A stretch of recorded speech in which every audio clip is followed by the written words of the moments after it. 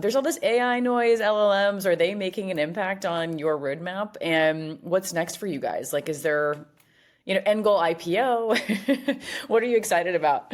Sure. Yeah. So 1,000%.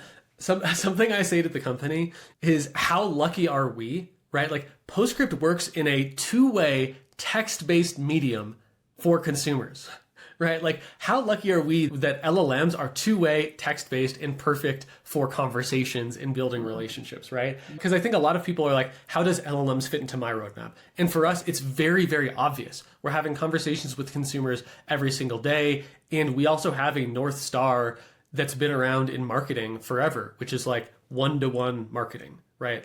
Not even account-based, but like, what is the perfect thing to say to this person, right? People in the past have called it individualization or personalization. That's like using a first name merge tag in an email. That's not personalized anything. What we're talking about is individualization. If you could replicate the marketer and they were sitting there and for every single person in their 1 million subscriber list, they could determine where are they in their buying journey? What did they recently look at? What's the last conversation we had?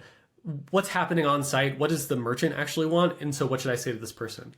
And so we basically get to multiply the marketer's effect and their thought process for the brand times 1 million at very, very cost-effective ways, which hasn't been done before. And so I think that what we're seeing is like a renaissance in marketing. And, I've told the company, hey, we are just an AI company. We have to act as like a company that's in YC doing AI things. It has to be that visceral because the biggest risk to Postscript is like an incumbent or an early player that figures that part out. Because I think that when this stuff came around, it was very obvious that one-to-many marketing was dead, right? The idea that a marketer is sitting down and saying, which two segments of people should I send to, VIPs and non-VIPs? Like, doesn't make sense anymore. All of a sudden, it's like this very, very archaic thing. We're going full force. We've already released multiple AI products that are already monetized within the customer base.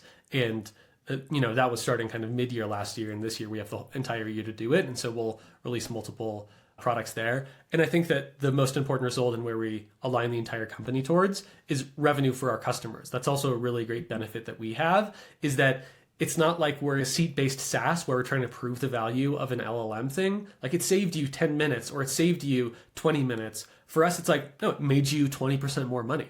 We can prove that via a holdout test as well. And so it's really nice to have that kind of direct attribution for the product that you build because customers are sophisticated. They get it. If you're actually showing that much revenue increase, they'll see it on their back end, they'll see it in their tools. And it's really, How many employees do you guys have now?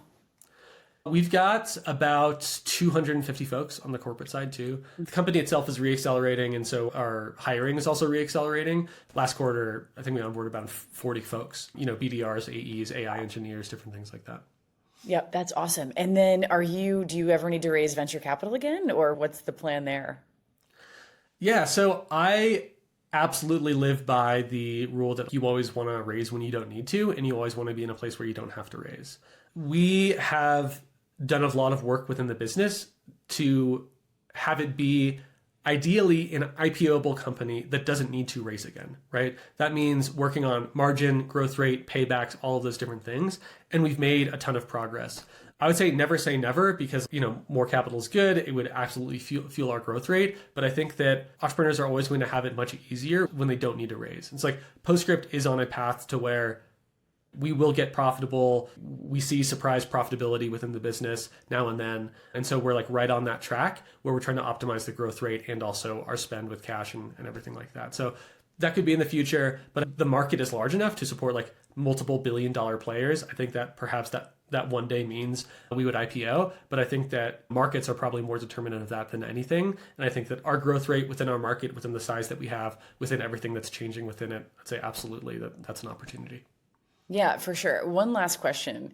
If you could go back, like at any part in the journey and change even one tiny thing, is there anything you would have done differently so far? Yeah, I would say that it's hard to understate how important hiring is and how important early hiring is.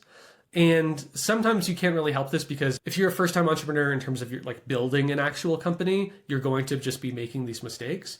But I would say that if you just look at mathematically, like the first 10 hires that you make become like the pillars of every other of the entire org in their in their specific departments, right?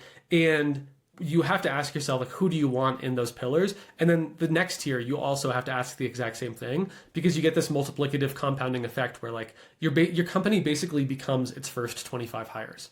And then as you get larger, your company becomes its first 100 hires and everything like that. And so those decisions that you make early on are incredibly important.